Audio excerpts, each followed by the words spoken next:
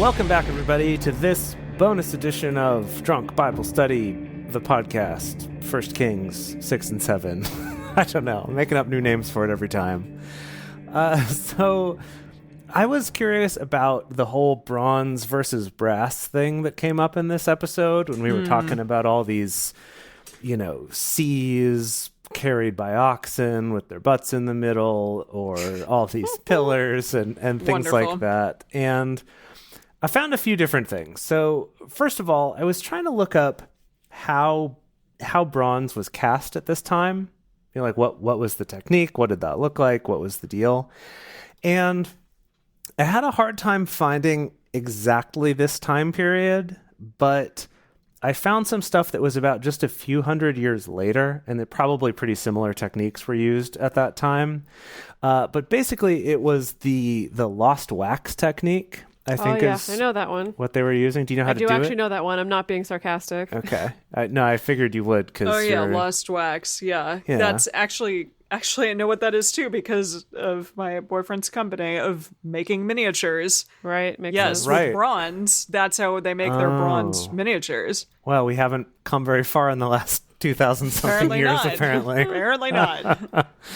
Wow. Okay, yeah. So basically the way it works is you make a rough shape of the thing that you want to make first out of... You make your mold, I think you carve it out of something. Maybe wood or possibly some sort of like a softer rock or something like that. You make like a sculpture.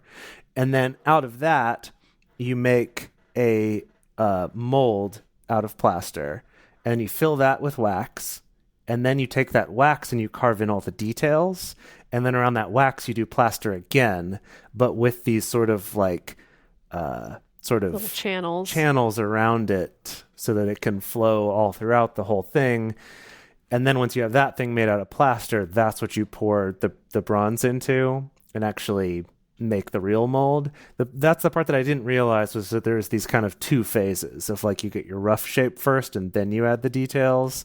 Then you make this plaster mold, pour your bronze in it. But here's the thing I didn't understand is that in this that I was looking at, the way you get the bronze out of there is that you break the plaster mold from outside of it. But break the mold. But it mentioned specifically in this that those 10 basin things were made out of the same mold. And so I don't know if that's just we're being vague and we're like, oh, they actually, they used the same wax model to cast all the molds or what. But maybe they had some other cool technique. I don't know. I thought that lost wax was you made your thing, like the thing that you want to make, you make that shape out of wax.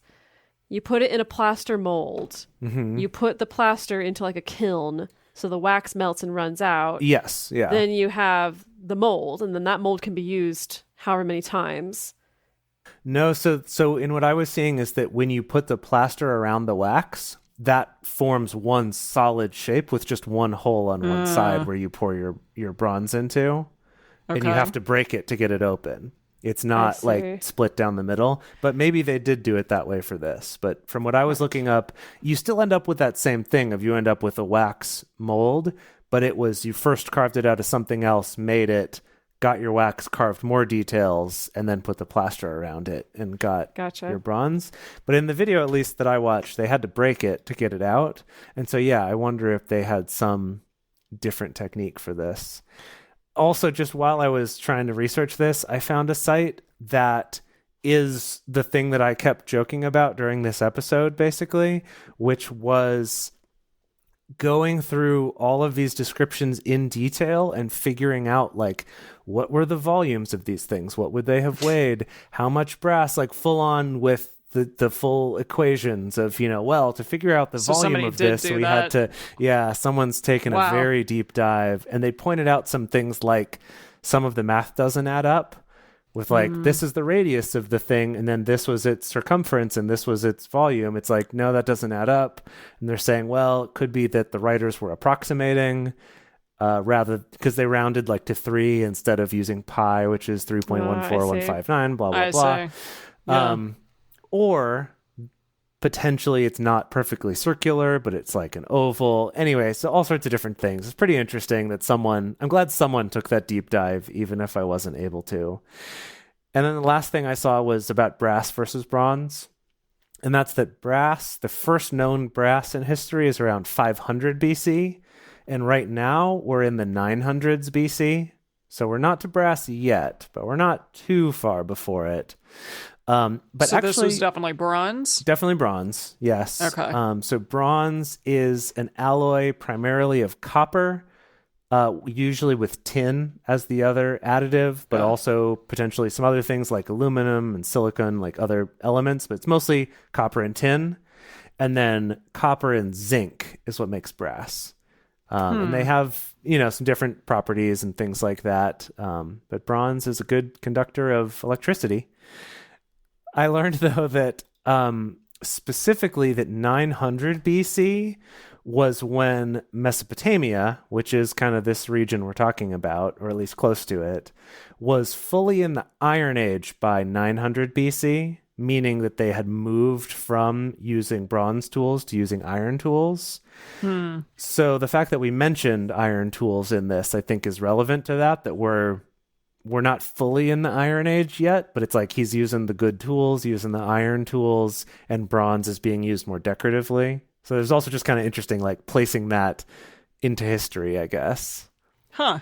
Yeah. But the Iron Age started in India in 1200 BC and then kind of made it into the Mesopotamia area by like 900 BC. It was in full swing. Yeah, wow, I just thought that was pretty cool. Yeah. I have a really quick just little ditty on Solomon's temple versus his actual house. So, okay, Solomon's temple is known as the first temple, and it was actually destroyed eventually in 470 years, 6 months, and 10 days after it was built. And the temple was subsequently replaced with the second temple in 516 BCE. That's interesting.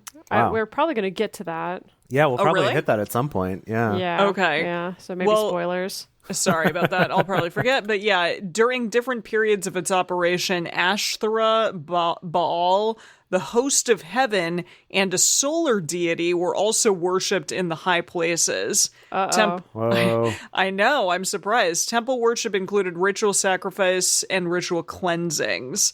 It is said to have housed the Ark of the Covenant, yes.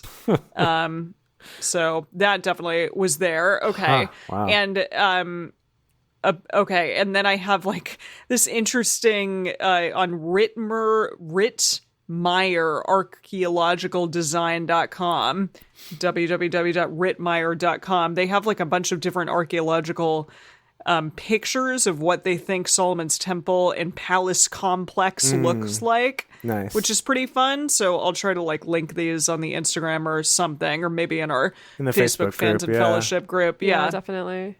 So, okay. According to 1 Kings 6 and 7, Solomon built a new temple and palace complex on Mount Moriah. This schematic drawing shows an arrangement of the different buildings based on parallels with similar complexes excavated elsewhere in the Middle East. The main entrance, was called the Hall of Pillars, which was flanked by the throne hall on the right where Solomon judged, and the armory called the House of the Forest of Lebanon on the left. The center of the complexes is the palace called Solomon's House, so that's where his actual house was, which had a separate wing for his wife, Pharaoh's daughter. I love how we don't know what her name is. Her name is just Pharaoh's daughter. Pharaoh's daughter, yeah. Yeah, and then Emily, from a large... this would be easier to understand. Could you just refer to everything as porches instead of houses? That would just make it better for me. Sorry, porches. Well, this says from a large courtyard, but I guess a large porch in front of Solomon's house. A special royal ascent led up to the temple, which lay on higher ground. A royal porch to the temple. A royal porch to the temple porch. Okay. Got it. And finally, I just want to point out that there's yet another plan on here, like another drawing of the whole thing. And it says, on the above plan, the blue line indicates what would appear to have comprised the wall between me and them.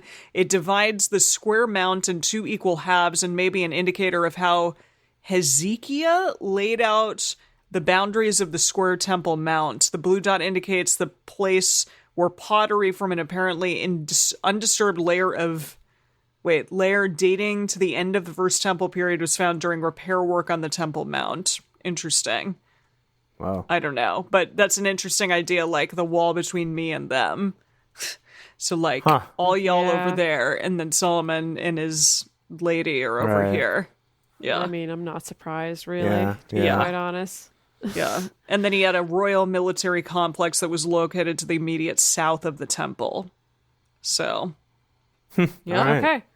Right. Yeah, I'll definitely have to post pictures of that in the Facebook group so people for can see. sure. It's Yeah. fun time. I'll download them right now. Okay. Drunk Bible Study Fans and Fellowship. Find it on Facebook. Yes. So let's talk about columns and Ooh. classical and neoclassical architecture. So Oh, I'm gonna share this image with you. Again, if all y'all playing along at home, you can just Google columns architecture, and this will probably be the first thing that comes up. It's an article on Britannica explaining the different type of columns that we kind of got into the weeds with. Depending on who you ask, there's 3 or maybe 5 types of main columns. It was always taught to me as 3. Doric, Ionic, and Corinthian. As you can see, Doric is the simplest. Ionic is where we get those curlicues that I think we traditionally associate with Greek architecture, and Corinthian is a little bit more elaborate. We got some kind of engraved or carved out, maybe plant matter and flowers and stuff. Okay. So that's how you can know. Now, this is interesting to know about, and honestly, I'll be honest, I did kind of Google, why do we care about classical architecture? Because I was like, why does everybody know this? Or does it feel like everybody knows this? Why do I know this? I know this because I had a weird acting gig at basically a Turkish Ren fair where somehow I ended up learning that, but that's a story for another time. And a Turkish Ren fair in the States, by the way, not in Turkey. Wow. Really? Okay.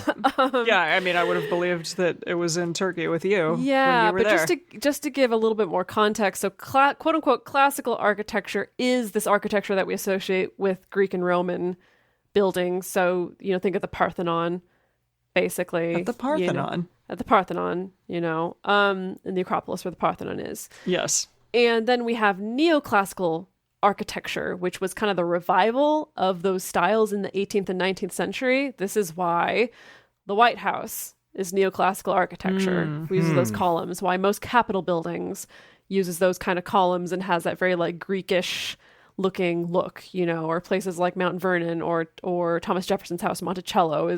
There was very much a revival of really loving these classical styles, which was in response to, I guess, the perceived gaudiness of like Rococo and Baroque architecture. And to give a frame of reference, Rococo and Baroque is like, think of Versailles.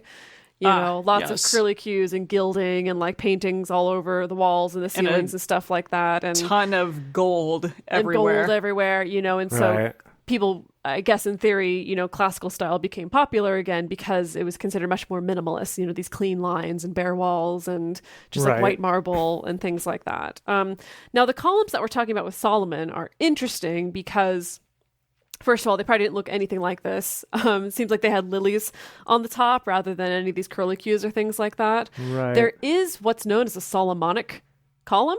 Oh, he's got his own column He's style. got his own column. How fun. Because Emperor Constantine, supposedly brought or found these columns that he claimed were from the Temple of Solomon. And of course, in reality, you can see they were carved out of Greek marble, and so they probably weren't from the Temple of Solomon. But they are the columns that you see that are like a little curlicue. Oh, really? Like helical. Yeah, Okay. like kind of spirally columns are considered a Solomonic column, or at least that's what they're called, which ironically were very popular in Baroque architecture. Wow. Gosh. So- But it actually wasn't Solomon. But So it it's a probably wasn't actually misnomer. Solomon who made that up. Okay. Right.